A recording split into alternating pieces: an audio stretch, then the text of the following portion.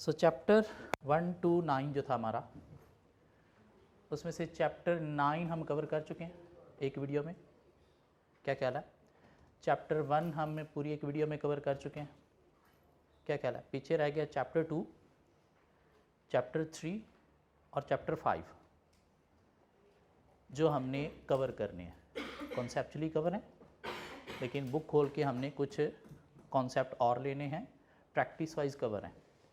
Chapter 4 जो है वो हमने ऑलरेडी आईटी का कवर किया हुआ है। उसका आपको मैं लिंक बताऊंगा कि कौन से लेक्चर नंबर में कवर किया हुआ है। चैप्टर 7, 8 जो हैं वो भी हमने ऑलरेडी कवर किए हुए हैं 100%। उसका भी आपको लेक्चर नंबर बताऊंगा कि किस लेक्चर नंबर में कवर किए हुए हैं। मैंने एक लिस्ट में बना दूंगा। टोटल 17 चैप्टर्स हैं, तो हर चैप्टर से लेक्चर नंबर जो हैं वो मैं मेंशन कर दूंगा कि चैप्टर नंबर 1 से रिलेटेड कौन सा लेक्चर नंबर है, 2 से रिलेटेड कौन सा है, 3 से रिलेटेड कौन सा है, 4 से रिलेटेड कौन सा है। और पोर्टल की एक्सेस जो है वो फिज़िकल स्टूडेंट को भी आप मिल जाएगी। ठीक हो गया? तो उस लिस्ट के अकॉर्डिंगली अब आपने हर एक चैप्टर को प्रिपेयर करना है। जो प्रिपेयर होंगे ऑलरेडी उनके सिर्फ टेस्ट देखने आपने। मीन रिवीजन, अब टारगेट रिवीजन हमने कैसे करनी है। जो ऑलरेडी चैप्टर प्रिपेयर होंगे उनके आपने टेस्ट देखने हैं, और जो चैप्टर आपको लगता है कि मेरा प्रिपेयर नहीं है तो उसे लेक्चर नंबर मैं आपको बता दूंगा। तो आपने पोर्टल पे क्या करना है, उस लेक्चर नंबर पे जाके देखना है। लेक्चर 2 हैं, 3 हैं, उसको थोड़ा सा फास्ट स्पीड पे कवर करके भी कवर किए जा सकते हैं, लेकिन यूँ हम जो है वो एक एक चैप्टर को टारगेट करते हुए कवर कर लेंगे। सो एक लिस्ट में दे दूँगा कौन से चैप्टर नंबर से रिलेटेड लेक्चर नंबर कौन कौन से हैं, बल्कि उनसे रिलेटेड जो टेस्ट नंबर हैं वो भी मैं बता दूंगा कि उनसे रिलेटेड क्वेश्चन कुछ हमने नोट्स में कवर किए हुए हैं, कुछ क्वेश्चन हमने टेस्ट में भी कवर किए हुए हैं। लाइक पहले जो हमारे मैनेजरियल के पोर्शन के थे उनमें कुछ क्वेश्चन तो हमने प्रैक्टिस क्वेश्चन में किए थे, टेस्ट के अंदर कुछ डिफरेंट क्वेश्चन थे, तो साथ टेस्ट नंबर भी मेंशन कर दूंगा किस चैप्टर से रिलेटेड किस टेस्ट के अंदर क्वेश्चन है। तो उसके अकॉर्डिंगली अब आपने क्या करना है, एक एक चैप्टर को पकड़ना है, एक एक चैप्टर को पकड़ना है और टारगेट बना के सपोज एक दिन में एक चैप्टर कवर करना है। टारगेट बना के एक दिन में एक चैप्टर कवर करना है। बड़ा चैप्टर है 2 दिन में कवर हो जाएगा। छोटे चैप्टर हैं लाइक चैप्टर 1, 2, 3 है तो ये तीनों एक दिन में कवर हो जाएंगे।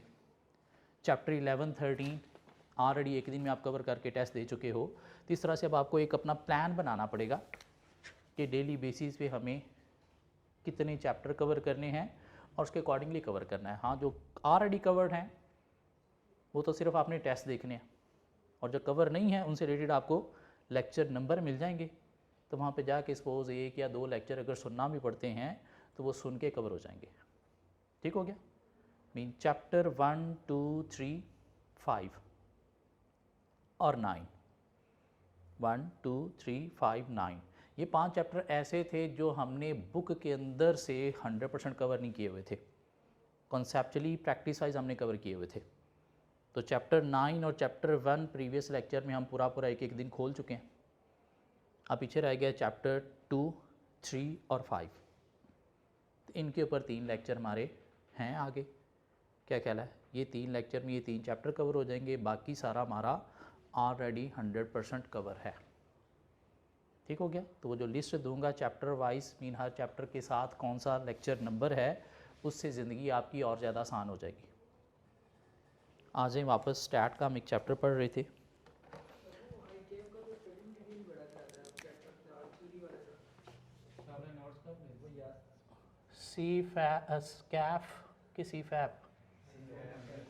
कैफ 06 लेक्चर नंबर है आज हमारा 104।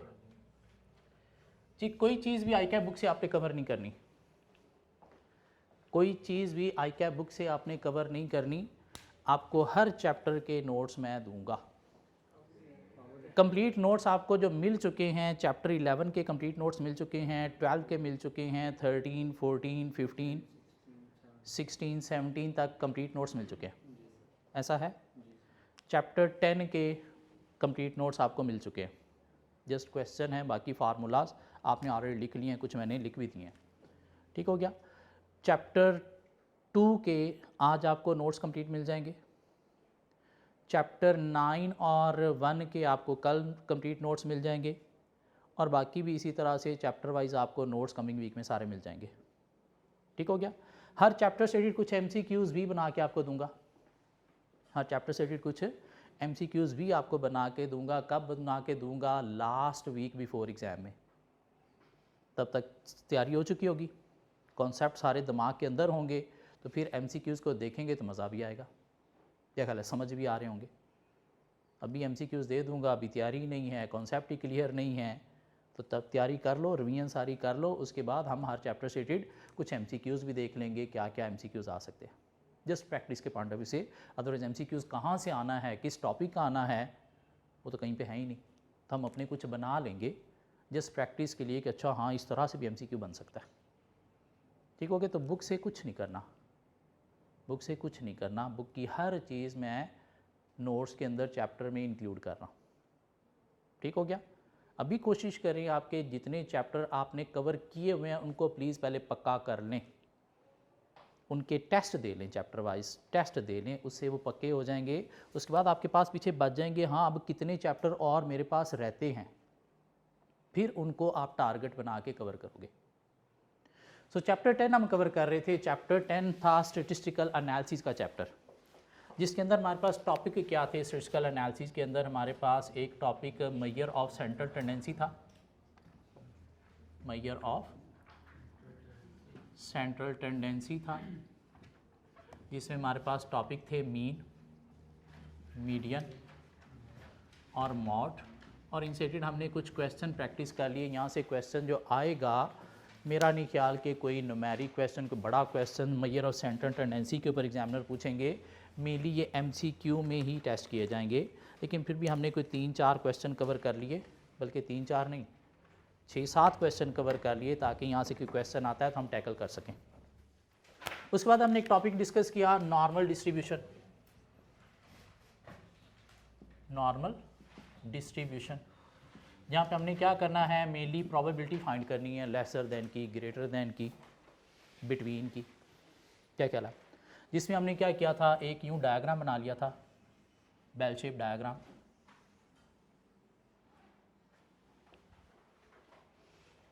ग्रेटर देन की प्रोबेबिलिटी फाइंड करनी है हमने, तो हमने कहा जी ये इसका हाफ होता है। ग्रेटर देन की प्रोबेबिलिटी फाइंड करनी है, दिस मीन यहाँ पे कोई पॉइंट आ जाएगा। ठीक हो गया। जिसमें हम अप्लाई करते हैं R फंक्शन, किस लिए? ग्रेटर देन के लिए। ठीक हो गया।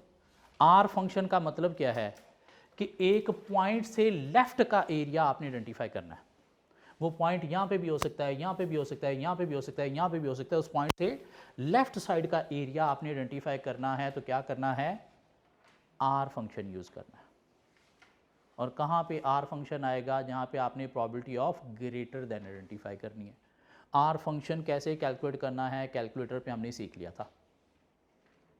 था, वेरी फर्स्ट लेक्चर में, लेक्चर नंबर शायद 101 था, 101 में हमने सीख लिया था। क्या कहला। फिर हमने देख लिया जी कि अगर लेस देन की आपने प्रोबेबिलिटी आइडेंटिफाई करनी है, तो उसके लिए हम P फंक्शन यूज़ करेंगे।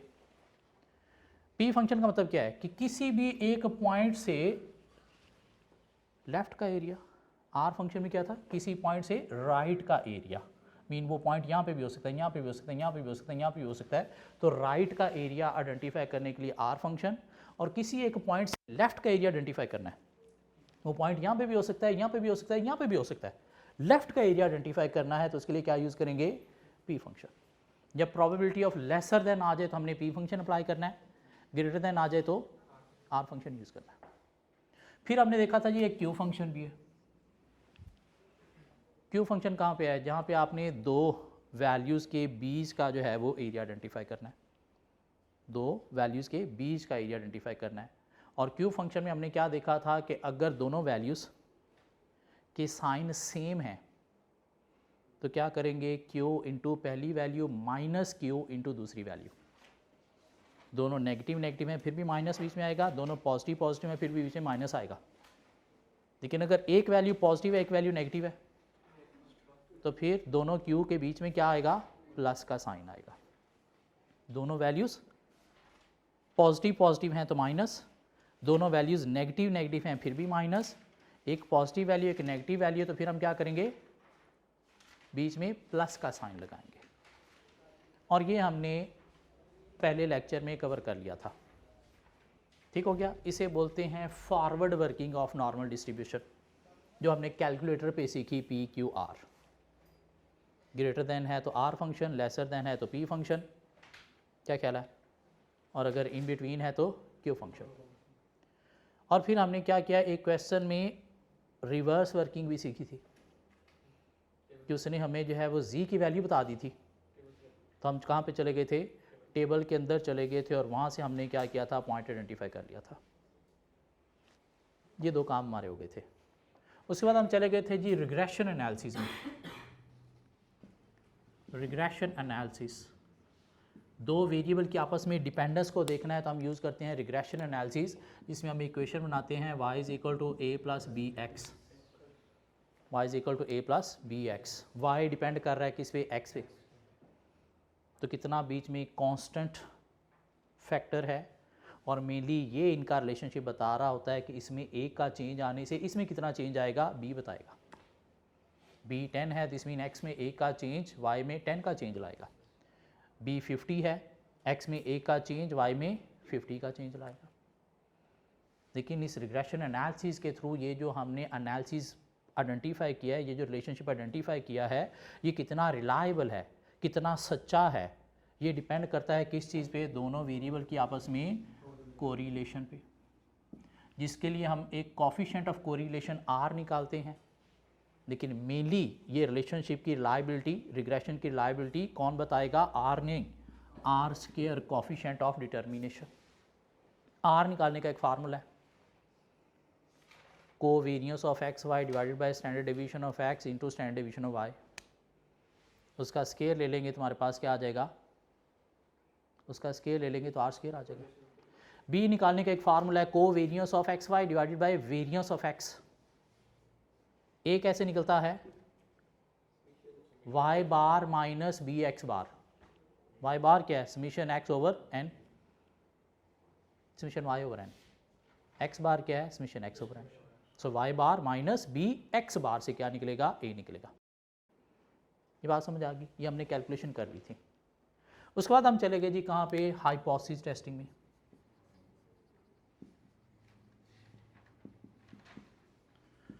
हाइपोथेसिस टेस्टिंग, क्लेम हमने किसी बिजनेस का अगर टेस्ट करना है तो क्या होगा, हाइपोथेसिस टेस्टिंग, जिसमें हमें पहले डिफाइन करना होगा नल हाइपोथेसिस और alternate hypothesis. Null hypothesis equal to होगा तो alternative hypothesis not equal to हो जाएगा। नल हाइपोथेसिस ग्रेटर देन और इक्वल टू है तो अल्टरनेटिव लेसर देन है। नल हाइपोथेसिस लेसर देन और इक्वल टू है तो अल्टरनेट ग्रेटर देन है। ये बात समझ आती है। मीन ये जो इक्वलिटी का साइन है ना, ये नल हाइपोथेसिस के साथ आना है। एक और तुक्का, ये जो इक्वलिटी का साइन है, इक्वल टू है तो वो भी नल हाइपोथेसिस, लेसर देन और इक्वल टू वो भी नल हाइपोथेसिस, ग्रेटर देन और इक्वल टू वो भी नल हाइपोथेसिस। ऑल्टरनेट क्या होगा, या तो not equal to, not equal to का मतलब क्या है, लेस ग्रेटर दोनों है, या लेसर देन या ग्रेटर देन। और हमें कुछ सिग्निफिकेंस लेवल बताया होता है किसका, ऑल्टरनेट हाइपोथेसिस का। कॉन्फिडेंस लेवल हो तो वो किसका होता है, नल हाइपोथेसिस का। और हमने सिग्निफिकेंस लेवल को एज ए अल्फा यूज़ करना होता है टेबल में से जब भी कोई वैल्यू देखनी है। क्या कहला है, फिर सिग्निफिकेंस लेवल आइडेंटिफाई हो गया। उसके बाद हमने क्या देखना है कि आइदर जी डिस्ट्रीब्यूशन है या फिर टी डिस्ट्रीब्यूशन है। जी डिस्ट्रीब्यूशन है तो उसका फार्मूला है x bar minus mu over standard deviation of population divided by N under root, जहाँ से calculated value of z distribution आएगी। क्या कहला है, हम टैबुलेटेड वैल्यू निकालेंगे कैसे, अल्फ़ा को देखेंगे, अल्फ़ा को देखेंगे, मीन लेवल ऑफ सिग्निफिकेंस को देखेंगे, हाँ लेवल ऑफ सिग्निफिकेंस को देखेंगे। और अगर इक्वल टू है नल हाइपोथेसिस तो फिर अल्फ़ा बाय 2 देखेंगे। क्या ख्याल है, और उसके अकॉर्डिंगली हम क्या करेंगे, एरिया शेड करेंगे। ऑल्टरनेट हाइपोथेसिस अगर ग्रेटर देन है तो एरिया इधर शेड होगा, ऑल्टरनेट हाइपोथेसिस अगर लेसर देन है तो एरिया इधर शेड होगा। क्या ख्याल है? और अगर alternate hypothesis not equal to है तो फिर दोनों साइडों पे एरिया शेड होंगे। सपोज 5% लेवल ऑफ सिग्निफिकेंस है तो 2.5% इधर आएगा, 2.5% इधर आएगा। तो फिर देखेंगे बीच में वैल्यू क्या है। अगर 2.5% इधर है तो 47.5% है। तो 0.475 को हम जी टेबल में जाके देखेंगे और वहाँ से देखेंगे क्या पॉइंट हमें मिलता है। सपोज हमें पॉइंट मिलता है 1.96, तो 1.96 इधर पॉजिटिव इधर नेगेटिव। अब जो जी की हमारे पास वैल्यू आई है कैलकुलेटेड, उसको देखेंगे इधर फॉल कर रही है, इधर फॉल कर रही है, तो नल हाइपोथेसिस रिजेक्टेड है। इधर कहीं फॉल कर रही है तो नल हाइपोथेसिस एक्सेप्टेड है। जी डिस्ट्रीब्यूशन कवर होती है। जी की कैलकुलेटेड वैल्यू निकालेंगे, टैबुलेटेड वैल्यू निकालेंगे। कैसे? अल्फा देखेंगे, ग्रेटर देन है सपोज 5%, तो यहाँ पे हमने प्लॉट कर लिया। दिस मीन 5% ये है तो ये पीछे क्या है 45%। तो 0.450 को जी टेबल में जाके देखेंगे कहाँ पे मिलता है। सपोज हमें मिला कहाँ पे 1.64 में, तो यहाँ पे क्या लिख दिया 1.64। अब वो जी वाली वैल्यू को देखना है कि इधर आ रही है या इधर रिजेक्शन एरिया में आ रही है। तो उसके अकॉर्डिंगली हम नल हाइपोथेसिस को रिजेक्ट करेंगे या फिर एक्सेप्ट करेंगे। ये क्लियर होता है जी डिस्ट्रीब्यूशन। चलो आगे। टी डिस्ट्रीब्यूशन है, अगर टी डिस्ट्रीब्यूशन है तुम्हारा फार्मूला क्या होगा? तो इसमें क्या था जी, जी डिस्ट्रीब्यूशन थी और टी डिस्ट्रीब्यूशन थी। और टी डिस्ट्रीब्यूशन है तुम्हारा फार्मूला होगा x bar minus mu divided by standard deviation over N under root. बस सिर्फ सिग्मा की जगह पे ऐसा लग गया। क्या ख्याल है? लेकिन टैबुलेटेड वैल्यू निकालने के लिए अब हमें सिर्फ अल्फ़ा नहीं, हमें यूज़ करना है alpha comma n minus one. n minus one, what is n minus one? इस डिग्री ऑफ फ्रीडम, जिसके लिए टी डिस्ट्रीब्यूशन का टेबल यूज़ करेंगे, जिसमें पहले कॉलम में डिग्री ऑफ फ्रीडम देखेंगे और आगे देखेंगे अल्फ़ा कितना है, 5% है, 2.25% है, 10% है, कितना है, और वहाँ से हम क्या करेंगे टैबुलेटेड वैल्यू निकालेंगे। और अगर कैलकुलेटेड वैल्यू टैबुलेटेड वैल्यू से ग्रेटर है तो एच नॉट रिजेक्टेड है, और अगर tabulated value calculated value tabulated value से ग्रेटर है तो एच नॉट रिजेक्टेड है। कैलकुलेटेड वैल्यू टैबुलेटेड वैल्यू से लेसर है तो एच नॉट एक्सेप्टेड है। ये टी डिस्ट्रीब्यूशन थी। कब जी कब टी? जब पॉपुलेशन का स्टैंडर्ड डेविएशन गिवन है तो जी। पॉपुलेशन का स्टैंडर्ड डेविएशन गिवन नहीं है लेकिन n greater than equal to 30 है, फिर भी जी। टी सिर्फ कब? जब पॉपुलेशन का स्टैंडर्ड डेविएशन भी नहीं है और n लेस देन 30 है। ये बात समझ आती है? ये हो गई थी जी और टी डिस्ट्रीब्यूशन। डबल पॉपुलेशन है तो जी डिस्ट्रीब्यूशन का फार्मूला हो गया था x bar 1 minus x bar 2 minus दोनों म्यू का difference divided by under root of 1 over sigma 1 plus 1 over sigma 2। और उस सूरत में हमारा अल्फ़ा वैसे ही रहेगा। डुअल पॉपुलेशन में जी का अल्फ़ा तो वही रहेगा ना। क्या ख्याल है जो जी टेबल में से आपने देखना है? हाँ, टी डिस्ट्रीब्यूशन डबल पॉपुलेशन में अगर गए तो फार्मूला हमारा हो गया x bar 1 minus x bar 2 minus दोनों म्यू का difference divided by pool standard deviation into under root of 1 over n1 plus 1 over n2। Double population t distribution. और उस सूरत में हमारा अल्फ़ा वही रहेगा लेकिन डिग्री ऑफ फ्रीडम कैसे आएगा? n1 plus n2 minus 2, n1 plus n2 minus 2। Normally क्या होता है टी डिस्ट्रीब्यूशन में degree of freedom n minus 1, तो डबल पॉपुलेशन में n1 प्लस n2 माइनस 2। ये बात क्लियर होती है? Pool standard deviation T distribution में जब डबल पॉपुलेशन होगी तो वहाँ पे फार्मूला भी यूज़ होगा। पूल स्टैंडर्ड डेविएशन कैसे निकालते हैं वो हमने कल फार्मूला देख लिया था। Under root of n1 minus 1 into variance of 1 plus के minus plus n2 minus 1 into variance of 2 divided by n1 plus n2 minus 2। क्या ख्याल है? टी डिस्ट्रीब्यूशन डबल पॉपुलेशन है तो ये पूल स्टैंडर्ड डिवीजन यूज़ होना है, वरना नहीं होना जी। ये दो डिस्ट्रीब्यूशन कवर होती हैं। हाँ, उसके बाद हमने क्या देखा जी, काई स्क्वायर डिस्ट्रीब्यूशन भी है।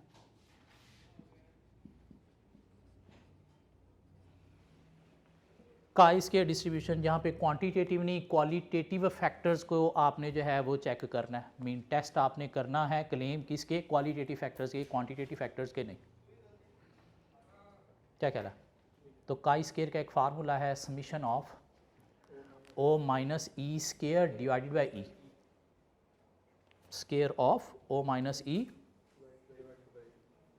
या O minus E square divide by O minus E square divided by ई।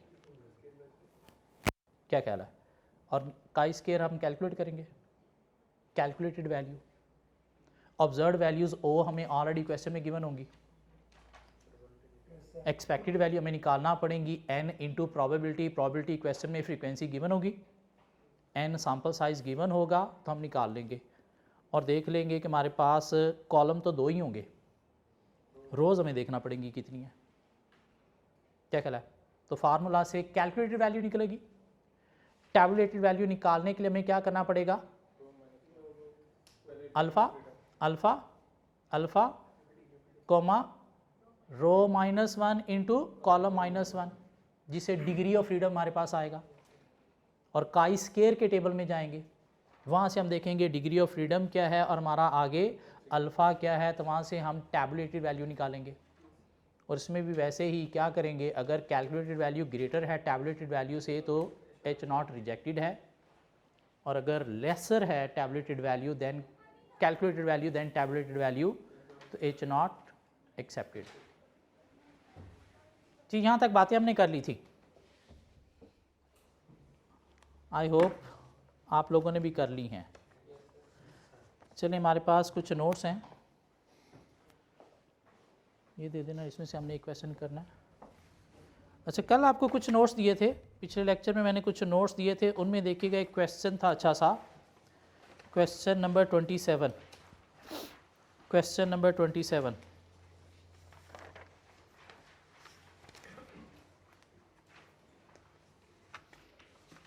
देखिएगा ज़रा, मिलता है कि क्वेश्चन नंबर 27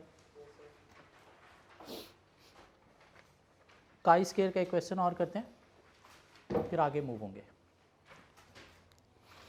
जी। क्वेश्चन नंबर 27 क्या कह रहा है? क्वेश्चन नंबर 27,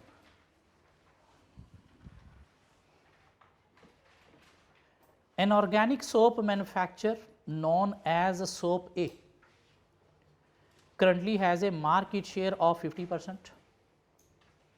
एक सोप ए है जिसका मार्केट शेयर 50% है। The manufacturer has recently invested considerably in advertising a campaign in order to maintain and increase its market share for organic soap। और इसके मैन्युफैक्चर ने काफ़ी मार्केटिंग की है ताकि इसका मार्केट शेयर इंक्रीज किया जा सके। Soap b is its main competitor with a 35% of market share, whereas a number of other manufacturer accounts for the remaining 15% of the share in the market। तो soap ए का market share 50% है, soap B जो कंपैटर है उसका 35% है, और other category suppose C हैं जिसमें सारे सोप आ जाते हैं तो उनका क्या है मार्केट शेयर 15%। जिसमें इनको 3 कैटेगरीज के सोप हैं, उनके मार्केट शेयर की परसेंटेजेस दी गई हैं। ठीक हो गया? Okay. The marketing manager wants to know the impact of the advertising campaign and hence want to determine whether the market share have changed after the advertising campaign or not। Question 27, तो 3 categories हैं हमारे पास, soap ए है, soap B है और soap others है। और ये जो है ये क्या है 50% और ये 35% शेयर के साथ, और ये 15% शेयर के साथ, और मार्केटिंग उसने की है और वो टेस्ट करना चाह रहा है कि मार्केटिंग के बाद क्या मार्केट शेयर चेंज हुए हैं या नहीं हुए हैं।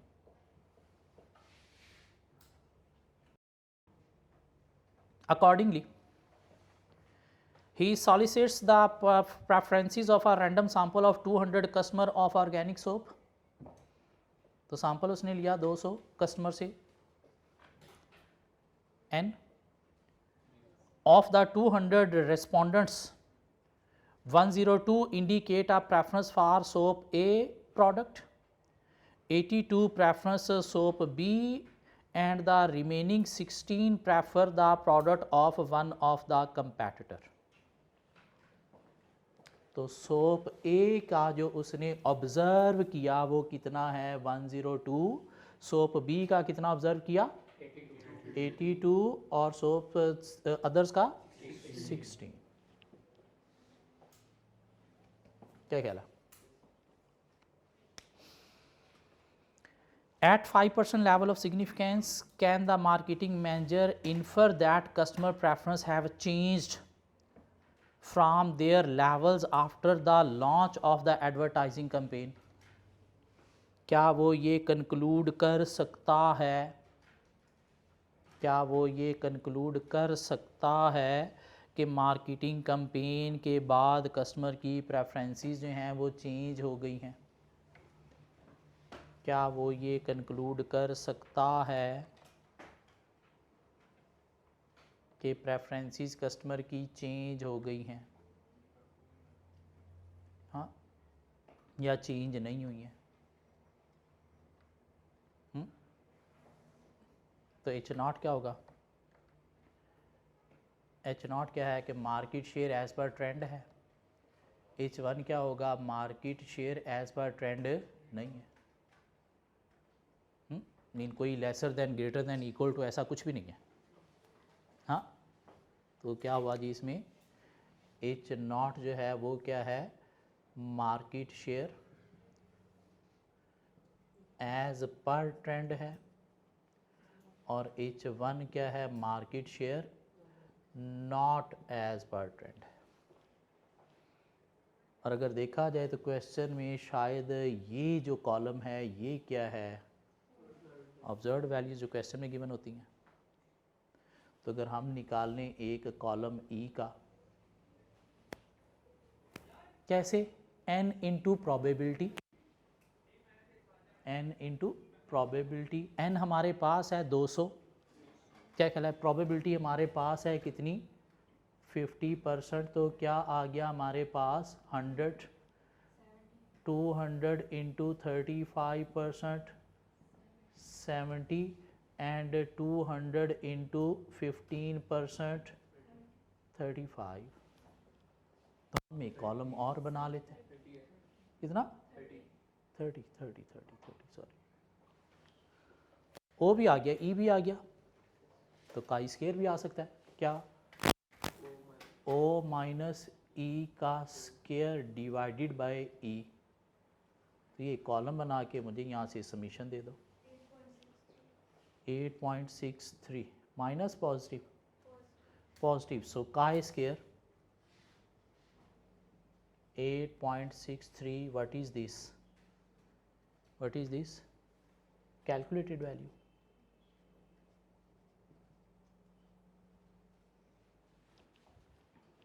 Can you calculate tabulated value? Can you calculate tabulated value?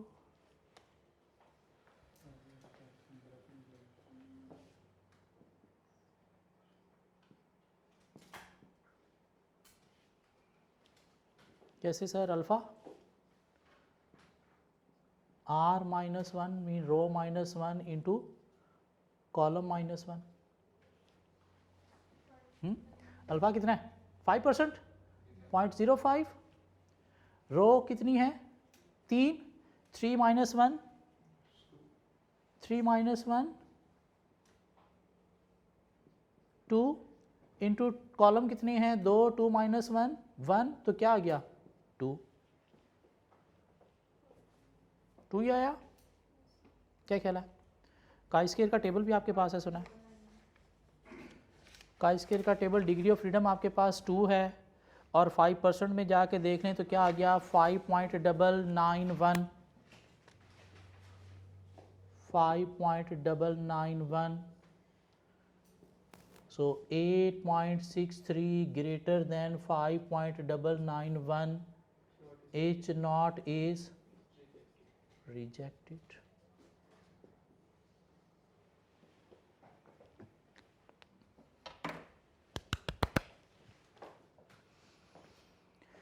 कोई क्लेम टेस्ट करना है तो हाइपोथेसिस टेस्टिंग है सर, कोई क्लेम टेस्ट करना है तो हाइपोथेसिस टेस्टिंग है। जी डिस्ट्रीब्यूशन है, टी डिस्ट्रीब्यूशन है या काई स्क्वायर डिस्ट्रीब्यूशन है, mean, standard deviation, sample size, sample mean, ये चीज़ें गिवन हैं तो जी डिस्ट्रीब्यूशन है या टी डिस्ट्रीब्यूशन है। वो बताएगा आपको सैंपल साइज, पॉपुलेशन का सिग्मा। अगर ये चीज़ें गिवन नहीं है तो फिर काई स्क्वायर है और उसमें क्या है, ऑब्जर्व्ड वैल्यूज़ हैं, एक्सपेक्टेड वैल्यूज़ हैं,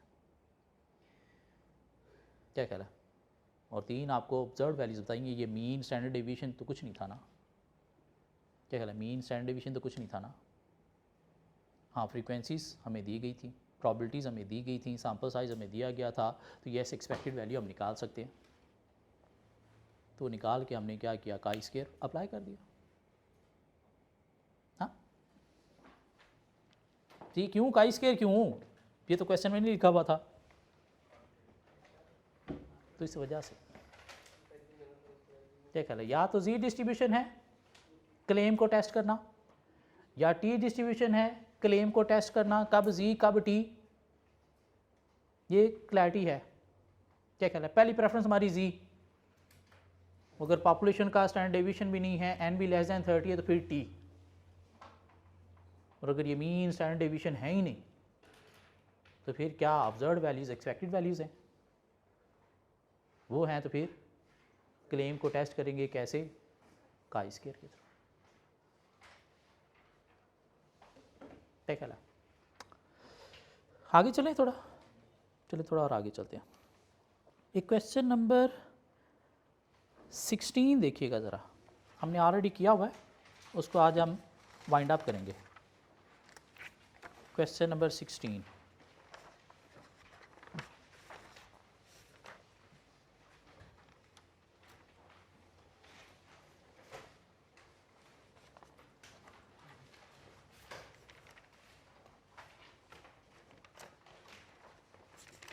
क्वेश्चन नंबर 16,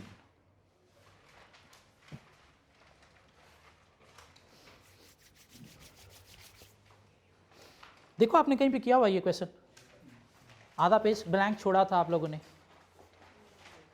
आधा पेज ब्लैंक छोड़ा था आप लोगों ने। क्वेश्चन नंबर 16 हमारे पास वैल्यूज दी गई थी, क्वेश्चन दोबारा से पढ़े। The store manager wants to determine the number of cold drinks to have in stock on daily basis. Amongst other things, she was interested in knowing how the temperature affected the sale of cold drinks. Accordingly, she recorded the temperature and the number of cold drinks sold every day in a sample of 10 days. तो पिछले 10 सालों के उसने, पिछले 10 दिनों के या different 10 दिनों के उसने क्या किया, टेम्परेचर्स लिए और नंबर ऑफ कोल्ड ड्रिंक्स की सेल ले ली।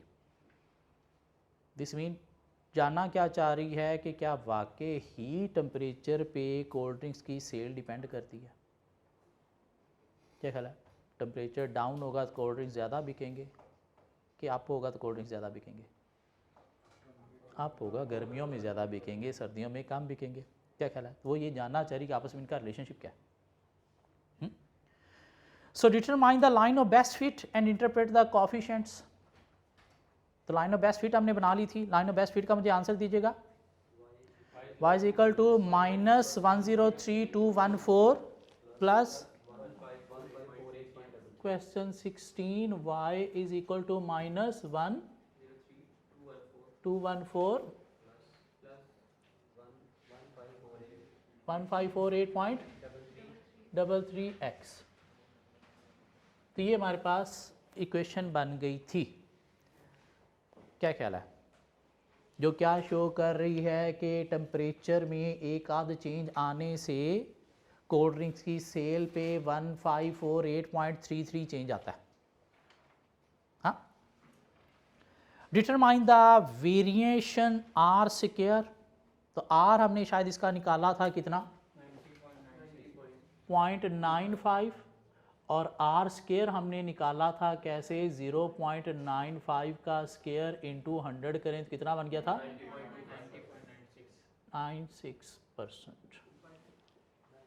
9.96%।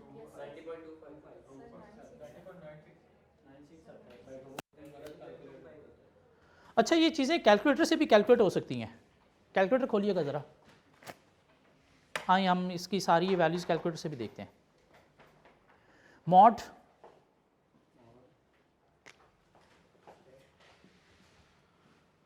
उसके बाद मॉड में गए, उसके बाद आपने जाना है जी नंबर 3 स्टैट में। ठीक हो गया, नंबर 3 स्टैट में गए।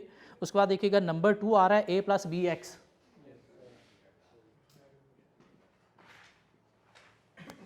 तो नंबर 2 में गए। अब यहाँ पे x की वैल्यू सारी पुट करेंगे, पुट करें सारी की सारी x की वैल्यूज़। एक वैल्यू पुट करके आपने इक्वल टू प्रेस करना है, वैल्यू पुट करके इक्वल टू प्रेस करना है।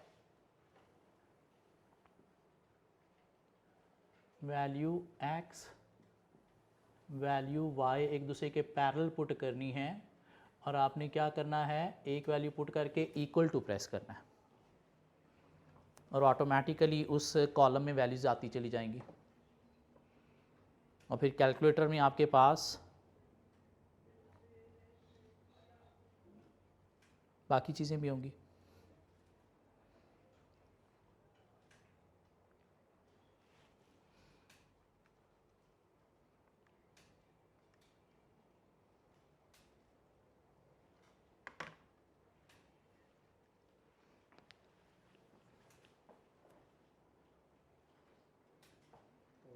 हो गई।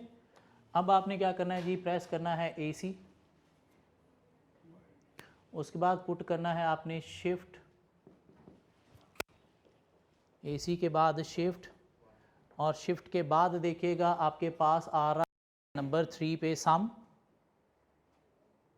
नंबर 5 पे REG रिग्रेशन, ऐसा कुछ आ रहा है, क्या ख्याल है? नंबर 3 पे क्या आ रहा है, सम। मीन अगर आपको समीशन x चाहिए, समीशन x स्क्वायर की वैल्यू चाहिए, समीशन x y की वैल्यू चाहिए, समीशन y स्क्वायर की वैल्यू चाहिए, तो वो वैल्यूज़ नंबर 3 पे जाने से आ जाएंगी। और अगर आपको a b r चाहिए तो उसके लिए आप क्या प्रेस करोगे, 5, जहाँ पे क्या आएगा आपके पास रिग्रेशन में, मीन वहाँ से आपको a b r मिलेंगे, और यहाँ से आपको क्या मिलेंगे, summation x, summation y, summation x y, summation x square, summation y square. Mean कोई भी वैल्यू आपको लेनी है तो यहाँ से मिल जाएंगी। AC प्रेस करके उसके बाद शिफ्ट के बाद आपने 1 प्रेस करना है, सॉरी शिफ्ट के बाद 1 करोगे तो आगे देखो नंबर 3 पे सम आ रहा है, मीन वहाँ से आप सारे सम्स निकाल सकते हो। और नंबर 5 पे क्या आ रहा है, रिग्रेशन, मीन वहाँ से a b r की वैल्यूज़ आप निकाल सकते हो। निकाल के दिखाओ ज़रा मुझे r कितना आ रहा है, कितना r कितना आ रहा है, 0.953। उसका अब स्क्वायर लेके देखो r स्क्वायर कितना आ रहा है, 90.8। तो मैं यहाँ पे लिखने लगा हूँ 90.8% जी। सो हमें क्या करना है, इस तरह का क्वेश्चन आ जाएगा रिग्रेशन का, सिर्फ रिग्रेशन का क्वेश्चन है जो क्वेश्चन नंबर 6 था। तो ये सारे समीशन हम कैलकुलेटर से ले सकते हैं, फार्मूला में पुट करेंगे, उसके बाद आंसर निकाल लेंगे, y = a + bx इक्वेशन बन जाएगी। हाँ, उसका चेक परफॉर्म करने के लिए हम एक दफ़ा कैलकुलेटर से भी a b देख लेंगे। मीन वो कॉलम बना के कैलकुलेशनें करने की बजाय हम कैलकुलेटर से समीशन ले लेंगे, मीन आधा काम हम कैलकुलेटर से ले लेंगे। जैसे कि हम कॉलम सारे बनाएं, वो इसको मल्टीप्लाई करो, इसका स्क्वायर करके वैल्यूज़ लिखो, तो वो हम वैल्यूज़ यहाँ से ले लेंगे। हाँ, उसके बाद फार्मूला बी का पुट करेंगे, उसमें वैल्यूज़ पुट करेंगे समीशन, ए का फार्मूला वैल्यूज़ पुट करेंगे summation, y is equal to A plus B x निकल आएगी, उसका एक चेक कैलकुलेटर पे भी परफॉर्म कर लेंगे।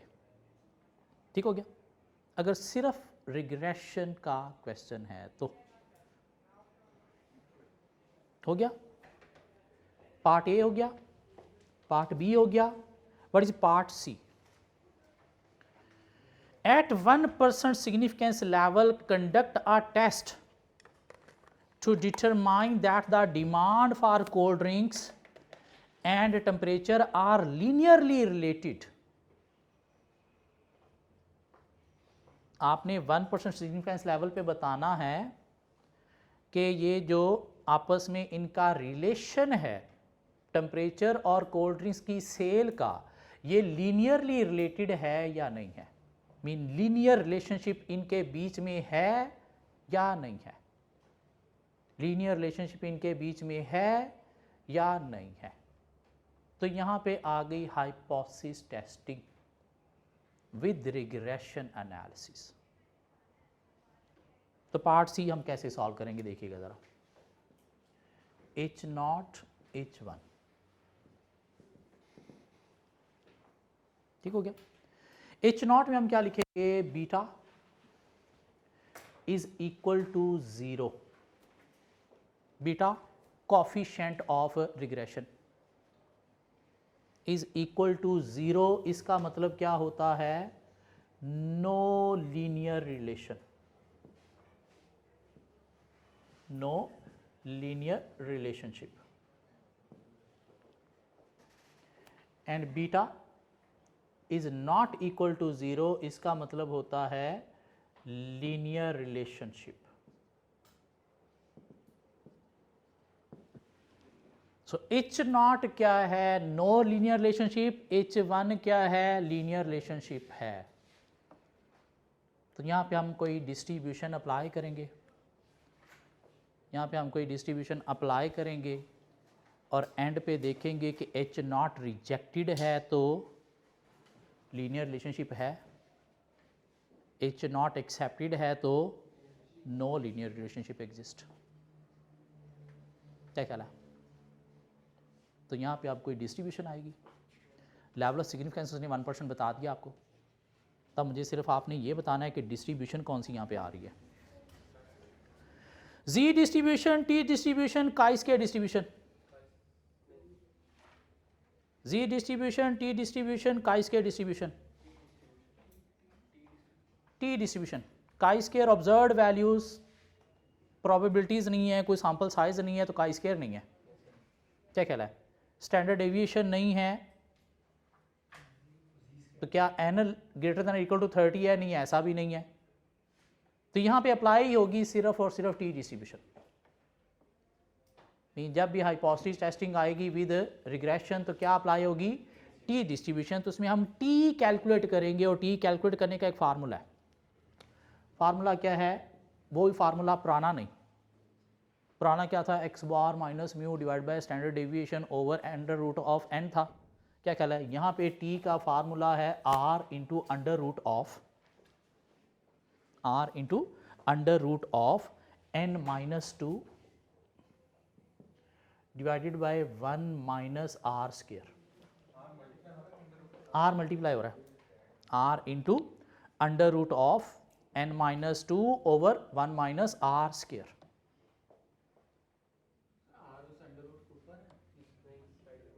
नहीं, वो r बाहर है, r मल्टीप्लाई हो रहा है। क्या कहला है? r कितना है हमारे पास, 0.95 into under root of n कितना है हमारे पास बताइएगा, 10 माइनस 2 डिवाइडेड बाय 1 माइनस 0.95 का स्क्वायर। कैलकुलेटर पे ये सारा पुट करो तो आपके पास t की वैल्यू आ जाएगी।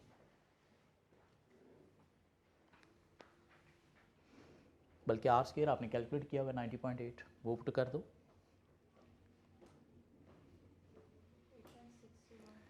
861 8.61. So T is equal to 8.61. What is this calculated value? अब हमें निकालनी है टैबुलेटेड वैल्यू। टैबुलेटेड वैल्यू निकालने के लिए अल्फ़ा यूज़ करूँगा, अल्फ़ा बाय टू यूज़ करूँगा, ये बताएगा अल्फ़ा या अल्फ़ा बाय टू। तो अल्फ़ा बाय टू क्या ख्याल है? टी डिस्ट्रीब्यूशन में डिग्री ऑफ फ्रीडम कैसे निकालते थे? n-1 से, n-1 से, लेकिन रिग्रेशन एनालिसिस में डिग्री ऑफ फ्रीडम होगा n-2। वैसे टी डिस्ट्रीब्यूशन में क्या था? T alpha degree of freedom n-1 होता था। रिग्रेशन एनालिसिस में डिग्री ऑफ फ्रीडम क्या है? n-2,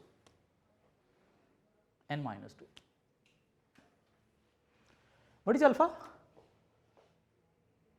what is alpha? 0.01 divided by 2 और n 10-2, तो क्या आ गया ये? t 0.005, 8, 0.005, कहाँ पे जाएंगे? टी टेबल में। Degree of freedom 8, degree of freedom 8 और 0.005, 0.005, डिग्री ऑफ फ्रीडम 8, 0.005, कितना? 3.355, 8.61 greater than 3.355. What?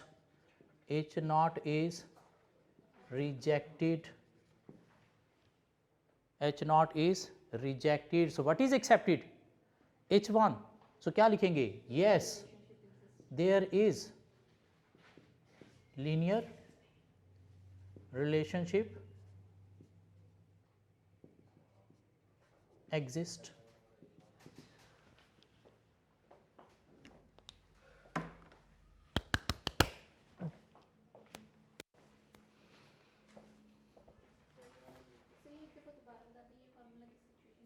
जब रिग्रेशन के साथ आपने हाइपोथेसिस को यूज़ करना है तो वहाँ पे जी भी नहीं है, काई स्केयर भी नहीं है, वहाँ पे है ही क्या? T distribution. क्यों? उसके अंदर स्टैंडर्ड डेविएशन तो है ही नहीं। क्या कहला? स्टैंडर्ड डेविएशन तो है ही नहीं। एन वैसे ही लेस दैन 30 है। 30 वैल्यूज़ का रिग्रेशन आपसे करवाएगा? कोई पागल हो गया वो? क्या यूज़ होगा? टी। लेकिन टी का फार्मूला क्या है? r into under root of n-2 over 1 minus R square. और टैबुलेटेड वैल्यू के लिए अल्फ़ा डिग्री ऑफ फ्रीडम में क्या है? n-1 नहीं, n-2। वैसे n-1 होता है टी डिस्ट्रीब्यूशन में विदाउट रिग्रेशन एनालिसिस। अब सम अप करूं थोड़ा सा। जी डिस्ट्रीब्यूशन फार्मूला था x bar minus mu divided by sigma over n under root, और वहाँ पे टैबुलेटेड वैल्यू के लिए हम सिर्फ क्या यूज़ करते हैं? सिर्फ क्या यूज़ करते हैं? बेल शेप कर्व, जो बताएगा कि इधर पॉइंट है, इधर पॉइंट है, या फिर दोनों साइडों पे पॉइंट है। इधर पॉइंट है तो ये कितने परसेंट लेवल ऑफ सिग्निफिकेंस है, तो रिमेनिंग क्या है? ये वाला एरिया 0.450 है, 0.470 है, 0.475 है। तो जी टेबल में जाके देखेंगे और ये जी पॉइंट की वैल्यू आ जाएगी। जो हमारे पास कैलकुलेटेड वैल्यू है उसको देखेंगे, रिजेक्शन एरिया में फॉल कर रही है, ये एक्सेप्टेड एरिया में फॉल कर रही है, उसके अकॉर्डिंगली हम बता देंगे कि एच नॉट एक्सेप्टेड है या फिर रिजेक्टेड है। ठीक हो गया? डुअल पॉपुलेशन हो जी डिस्ट्रीब्यूशन में तो जी कैलकुलेट करने का फार्मूला डिफरेंट है। क्या कह रहा है? बाकी सारा काम वही है। टी डिस्ट्रीब्यूशन फार्मूला सिग्मा की जगह पे स्टैंडर्ड डिवीजन है। कब अप्लाई होनी है? जब सिग्मा गिवन नहीं है और n लेस देन 30 है। और टी डिस्ट्रीब्यूशन में डिग्री ऑफ फ्रीडम भी होता है। तो टैबुलेटेड वैल्यू के लिए अल्फा कॉमा n-1 क्या कहला, और उसमें टेबल में जाके वैल्यू देखेंगे टी डिस्ट्रीब्यूशन के टेबल में। जी डिस्ट्रीब्यूशन में क्या करना है,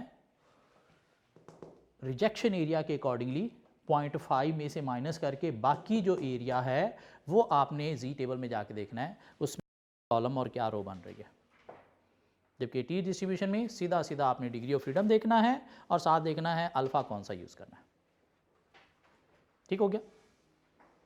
अब टी डिस्ट्रीब्यूशन के टेबल में आपको ऊपर परसेंटेजेस जो दी गई थी, पहले कॉलम में 10%, 5% दो दी गई थी, तो 10% थी फॉर 2 टेल डिस्ट्रीब्यूशन और 5% थी फॉर 1 टेल डिस्ट्रीब्यूशन। तो आपने ये देखना है कि 2 टेल है या 1 टेल है। 1 टेल कब है, जहाँ पे आपका अल्टरनेट लेस देन है या ग्रेटर देन है। 2 टेल कहाँ पे है, जहाँ पे आपका अल्टरनेट नॉट इक्वल टू है, और वहाँ पे 2 टेल में अल्फा बाय 2 यूज़ करते हैं। ठीक हो गया। टी डिस्ट्रीब्यूशन डबल पॉपुलेशन है, तो टी कैलकुलेट करने का फार्मूला है जिसमें पूल स्टैंडर्ड डेविएशन भी यूज़ होता है, और उसमें टैबुलेटेड वैल्यू निकालने के लिए alpha comma n1 plus n2 minus 2, n1 plus n2 minus 2। ये Z distribution single population double population एक दफ़ा फार्मूले लिख लेने हैं। T distribution single population double population एक दफ़ा फार्मूले लिख लेने हैं, कैलकुलेटेड वैल्यू के भी और टैबुलेटेड वैल्यू के भी। इससे ये समराइज हो गया। काई स्केयर फार्मूला है square of O minus E divided by E. उसमें टैबुलेटेड वैल्यू निकालने के लिए alpha comma row -1 into column -1, degree of freedom आ गया। तो काई स्केयर के टेबल में जाना है, डिग्री ऑफ फ्रीडम और अल्फ़ा परसेंटेज टैबुलेटेड वैल्यू आ गई, कंपेयर कर लेंगे। अब आ गया रिग्रेशन, जिसमें आपको y is equal to a plus B x identify करना है, r आइडेंटिफाई करना है, r स्केयर आइडेंटिफाई करना है, नहीं लीनियर रिलेशनशिप भी आइडेंटिफाई करना है। तो h0 क्या कहता है, नो लीनियर रिलेशनशिप। h1 कहता है लीनियर रिलेशनशिप है। t का फार्मूला इसमें क्या है, r into under root of n-2 over 1 minus R square. Calculated value निकल आई। टैबुलेटेड वैल्यू निकालने के लिए alpha comma n-2। T distribution के टेबल से जाके टैबुलेटेड वैल्यू निकली, कंपेयर किया, h0 रिजेक्टेड है, दिस मीन ये एक्सेप्टेड है, लीनियर रिलेशनशिप है। h0 एक्सेप्टेड है, this mean no linear relationship है। Question number 17। क्वेश्चन नंबर 16 आपने किया, question number 15 sorry, question number 15 कौन से, कहाँ पे टेबल दो दिए गए हैं। टी डिस्ट्रीब्यूशन का एक ज़्यादा वैल्यूज़ का टेबल दिया गया है और एक शॉर्ट वैल्यूज़ का दिया गया है। तो आप देख लो कि अगर डिग्री ऑफ फ्रीडम वो शॉर्ट तक आ रहा है तो वो छोटा यूज़ कर लो, अगर डिग्री ऑफ फ्रीडम 20 से ऊपर जा रहा है तो फिर वो दूसरा लंबा वाला टेबल यूज़ कर लो। आपको एक ही यूज़ कर लो, ये लंबा वाला एक ही यूज़ कर लो, लेकिन मैंने दूसरा भी दे दिया ताकि अगर एग्ज़ाम में वो दूसरा उस टाइप का देता है तो परेशान हो जाओ, ये क्या हो गया, क्या कहला है,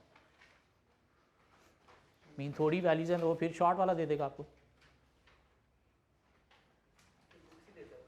हाँ, एक बुक से होती है, टेबल की बुक होती है। हाँ, वैसे मैंने वो बुकलेट देखी नहीं क्योंकि मैंने क्यूएम का पेपर नहीं दिया, तो देख के शायद मैं देख लेता कौन सा टेबल दे रहा है वो। कॉस्ट में भी शायद क्यूएम के पेपर में मिलती है ना, क्यूएम में नहीं मिलता था टेबल बुक, हम तो वहाँ पे टिक टिक टिक टिक करने में बिजी होते हैं, हमें तो वैसे ही रटे होते हैं। Question number 15 please, question number 15 में आए, question number 15। The interest rate in the economy has considerably increased. This can have a negative impact on demand by people for houses.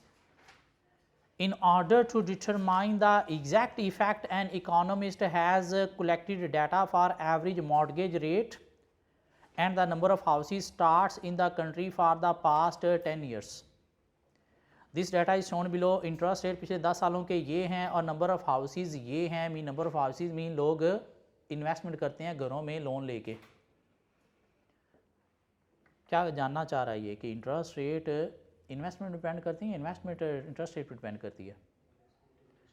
Investment interest rate पे depend करती है, तो dependent variable investment है y है और independent variable interest rate है x है। तो आपने बेस्ट फिट बना ली थी, लाइन ऑफ बेस्ट फिट आप लोग बना ली थी क्वेश्चन 17 की। y is equal to what is a क्या निकाला था आपने, प्लीज़ मुझे बता दें। 444.19, बल्कि अभी कैलकुलेटर से ये आइडेंटिफाई करें, कैलकुलेटर से निकाल के दें मुझे।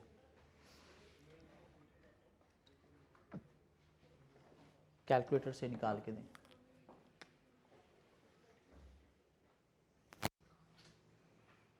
मॉड 3 2 एक्स वाई की वैल्यूज पुट करें, उसके बाद ए सी शिफ्ट 1 और नंबर 5 में जाके ए बी आर सब कुछ फाइंड करने।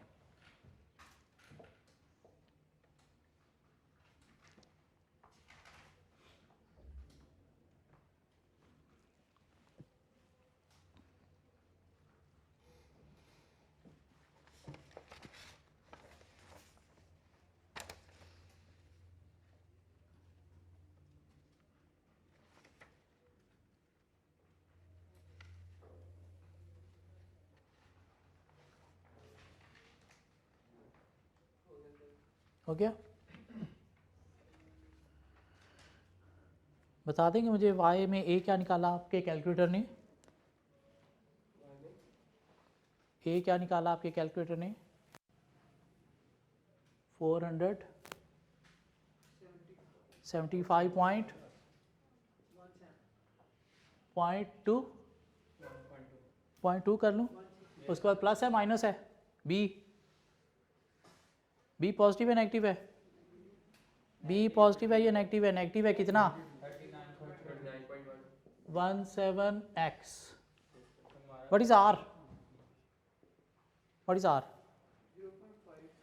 0.54। What is R square? ये पूरा बताइए 4 डिजिट्स में। 0.54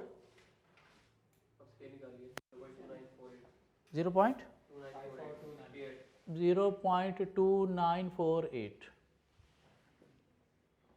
क्या ख्याल है? कैलकुलेटर ने 0.54 ही दिया यार, 5429।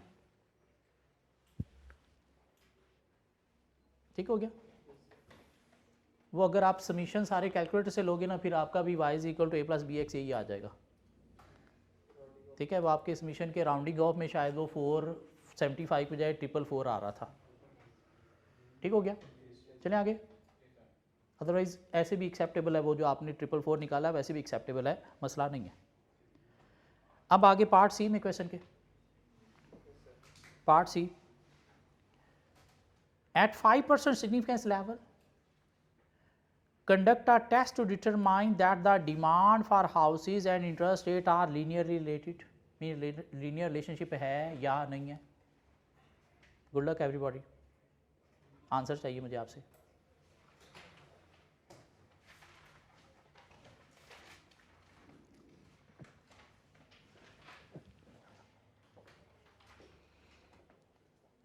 मुझे लगता है कि पेपर में स्टार्ट में से जो क्वेश्चन आएगा इस तरह का आएगा कि आपसे वो रिग्रेशन भी कैलकुलेट करवाए और उसके बाद आपसे लीनियर रिलेशनशिप भी पूछे, क्यों इसके अंदर क्या है, हाइपोथेसिस टेस्टिंग भी है। वैसे उसने मॉडल पेपर में तो काई स्केयर वाला दिया जो हमने पिछली क्लास में कवर किया, क्वेश्चन नंबर 14, सेम वही मॉडल पेपर के अंदर क्वेश्चन है।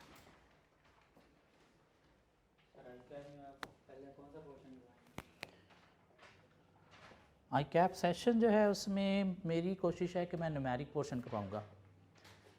एक दिन पूरा फॉरेक्स, एक दिन पूरा वैक, एक दिन पूरी एनपीवी और एक दिन पूरी बजटिंग, बाकी 7 थ्योरी चलती रहेगी। बेसिकली दिन उन्होंने 4 दिए, मैंने 5 मांगे थे, उन्होंने 4 दिए हैं। तो 4 ये तगड़े टॉपिक जो हैं, फॉरेक्स, वैक, एनपीवी और बजटिंग, साथ कुछ आधा आधा घंटा थ्योरी, लाइक चैप्टर 13 की थ्योरी कवर कर लेंगे, उसके साथ वैक के साथ चैप्टर 11 की थ्योरी हो जाएगी या चैप्टर 9 के मॉडल करवा दूंगा। इस तरह से कहीं पे चैप्टर 5 की थ्योरी 3-4 टॉपिक हैं वो हो जाएंगे। कोई एक आध लेक्चर में साथ पेस्टल 5 फोर्सेस का कोई एक आध अच्छा क्वेश्चन करवा दूंगा।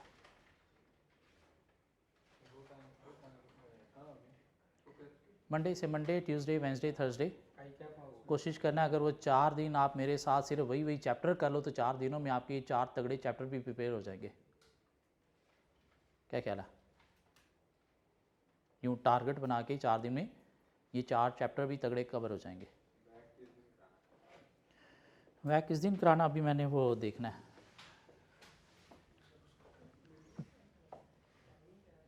उसकी टाइमिंग है शाम में 6:30 से 9:30, बल्कि 6:45 से 9:30 रात को 6:45 से 9:30 बजे तक रात को। ऑनलाइन फिज़िकली आई कैप में जाके आप ले सकते हो। हाँ वो वही टाइमिंग में वो लाइव आ रहा होगा फेसबुक पे। आई कैप स्टूडेंट पेज है, उस पर लाइव चल रहा होगा। हाँ बाद में उसकी रिकॉर्डिंग भी मिल जाएगी। लेकिन वो 4 दिन अगर वो 4 आप मेरे साथ दिन टारगेट करके ये 4 चैप्टर कवर कर लोगे तो इनमें से 40, 45, 50 नंबर का पेपर तो है ही है। क्या कह रहा है? एनपीवी बजटिंग 25 नंबर हैं ही हैं, वैक 10 नंबर हैं ही हैं, फॉरेक्स बड़ा क्वेश्चन आ गया तो 10 नंबर से कम तो नहीं बन सकता। अगर उसे मनी मार्केट हैज भी पूछना है, उसमें फ्यूचर भी पूछना है, फॉरवर्ड भी पूछना है, ऑप्शन भी अगर पूछना है, फिर तो शायद 15 नंबर पे बात चली जाएगी।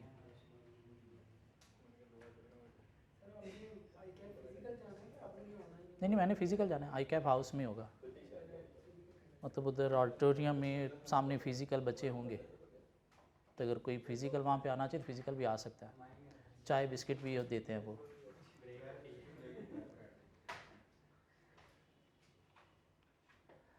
जी मुझे आप आंसर दे रहे थे H0 C part, H0 beta is equal to 0, no linear relationship.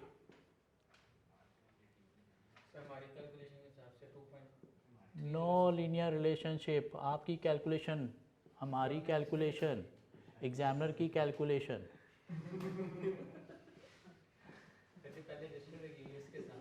Linear relationship अभी इसके अकॉर्डिंगली कर लो। क्या हो गया है? T is equal to R into N minus 2 over 1 minus R square. So R हमारे पास है कितना? 0.54 नहीं minus 0.5429 into under root of n 10 ही था, divide by 1 minus R square हमारे पास आ गया 0.2948। तो व्हाट इज T? माइनस 1.828। ठीक हो गया। सो अब चले जाए हम टैबुलेटेड वैल्यू में। टैबुलेटेड वैल्यू कैसे आएगी? Alpha bye 2 comma n minus 2। Alpha कितना है? कितने परसेंट? 5%। तो 0.05 डिवाइडेड बाई 2 और 10 माइनस 2, तो क्या आ गया आपके पास? 0.025,8। तो देखिएगा ज़रा 306 पॉजिटिव नेगेटिव, ये भी माइनस। हाँ वो क्योंकि वो भी माइनस है। क्या कह रहा है? सो क्या हुआ? ये वैल्यू बड़ी है उससे या छोटी है? बड़ी है। ये वैल्यू कैलकुलेटर से माइनस ही आ रही है। आर माइनस में आया था, आर पक्की बात माइनस में आया था।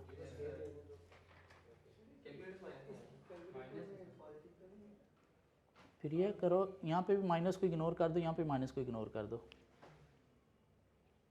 और यूँ ये बन जाएगा 1.828 लेसर देन 2.306।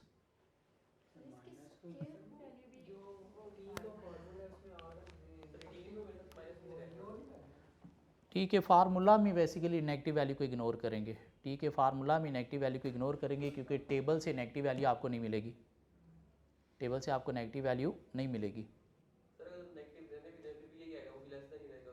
अगर उसे नेगेटिव रहने दें या पॉजिटिव रहने दें?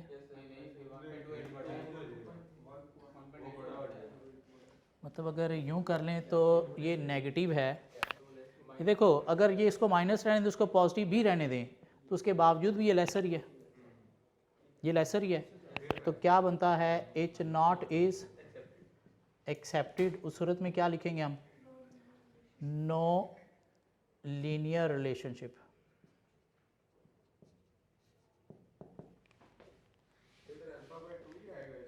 क्या चीज़,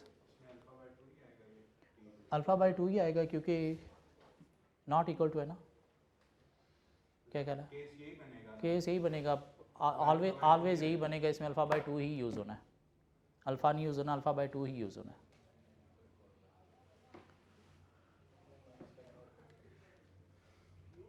एक क्वेश्चन और करके ख़त्म करें,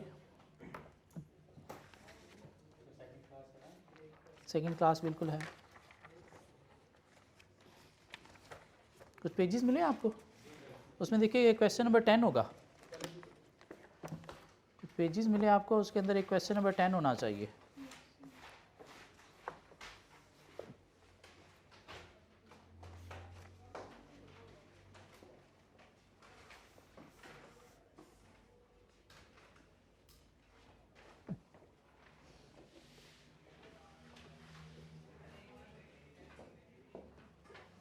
बस एक आखिरी क्वेश्चन, उसके बाद ख़त्म हो गया ये चैप्टर।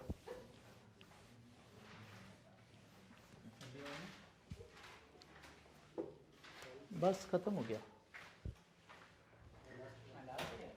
क्वेश्चन नंबर 10 देखिएगा please, question number 10, question number 10 देखिएगा please.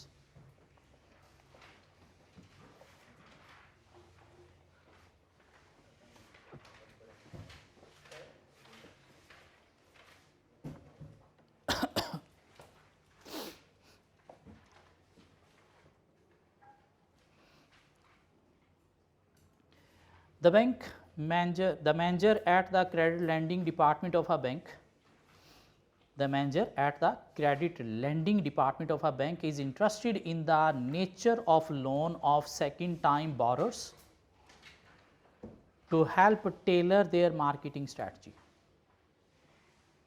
The manager at the credit lending department of a bank is interested in the nature of loan of second time borrowers to help tailor their market strategy, कि लोग second time भी loan लेने आए, इस related अपनी कोई marketing strategy बनाने जा रहा है।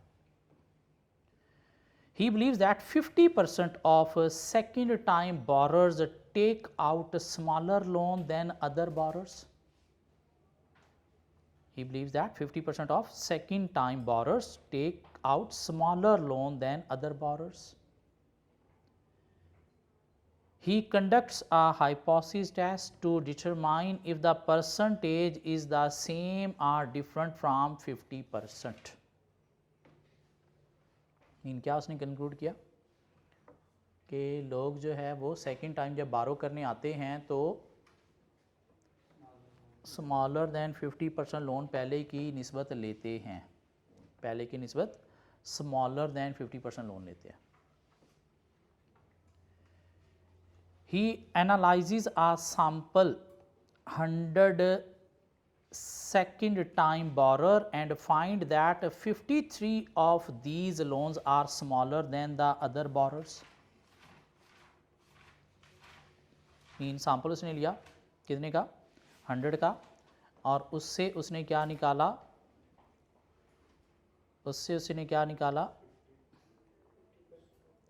50% जो है 53 जो है, and find that 53 of these loans are smaller than the other borrowers, mean proportion कितना निकला 50% नहीं 53%। सैम्पल का proportion, मीन नहीं है, सैम्पल का proportion है, ठीक हो गया। उसकी क्लेम क्या था, 50% proportion जो है वो होता है। For the hypothesis test he chooses a 5% level of significance. Z distribution है, Z डिस्ट्रीब्यूशन लग सकती है अगर मीन स्टैंडर्ड डेविएशन दिए हों तो, T डिस्ट्रीब्यूशन लग सकती है अगर मीन स्टैंडर्ड डेविएशन दिए हों तो काई स्केल लग सकती है, अगर ऑब्जर्व्ड वैल्यूज़ दी हों तो क्या कहला, कितने का सैंपल है, 100 का, greater than or equal to 30 है, ग्रेटर देन 30 है तो टी तो है नहीं, तो यहाँ पे लगेगी जी डिस्ट्रीब्यूशन, लेकिन ये जी डिस्ट्रीब्यूशन मीन की नहीं है, ये किसकी है, प्रपोर्शन की जी डिस्ट्रीब्यूशन।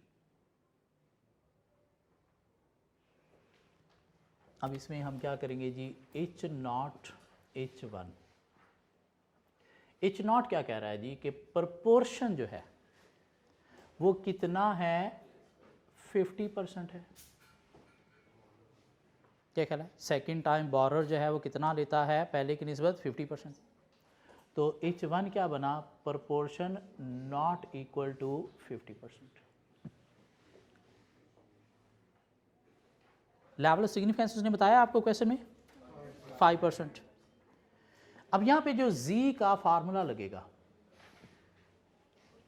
जी का फार्मूला लगेगा प्रपोर्शन का, मीन का नहीं, और प्रपोर्शन का फार्मूला है P bar minus P over PQ over N under root, P bar minus P over PQ minus PQ over N under root.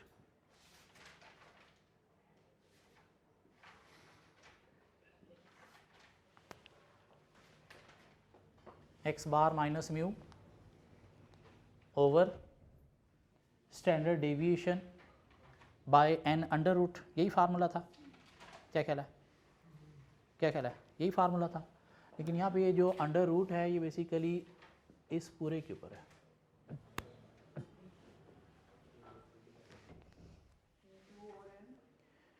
P bar minus P over PQ over N,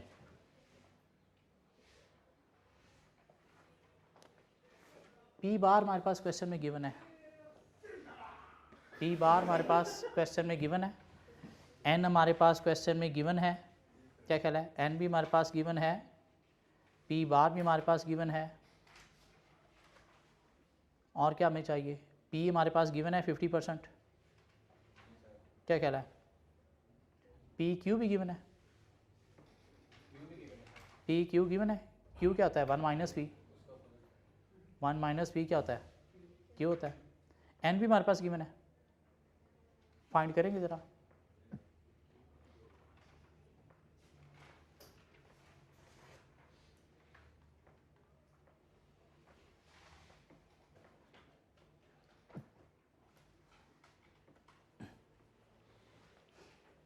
सो P bar हमारे पास 0.53 given है, P हमारे पास 0.50 given है, P हमारे पास 0.50 है, Q कैसे निकलेगा, 1 minus 0.5 क्या बनेगा, वो भी 0.5 ही बनेगा, क्या ख्याल है, इंटू 0.5 और डिवाइडेड बाय N हमारे पास कितना है 100, तो इसका अंडर रूट भी ले लेंगे,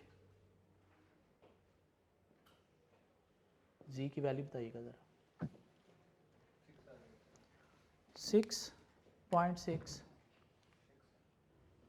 6 या 0.6 0.60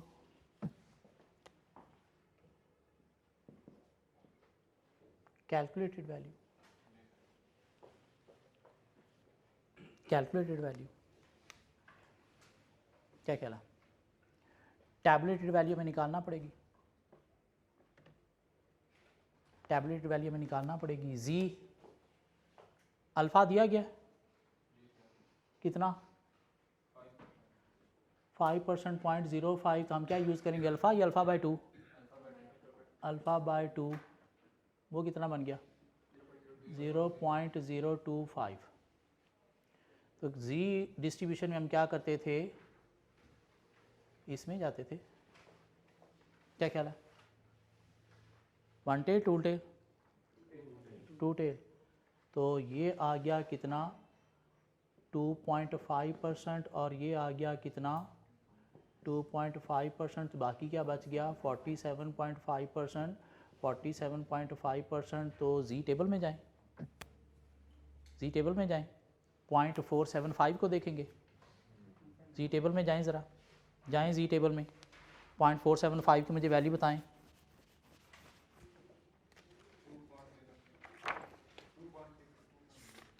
जी टेबल में जाएं ज़रा, 1.96।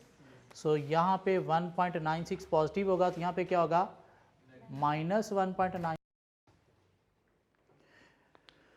सो ये आपकी वैल्यू कहाँ पे फॉल कर रही है, 0.60।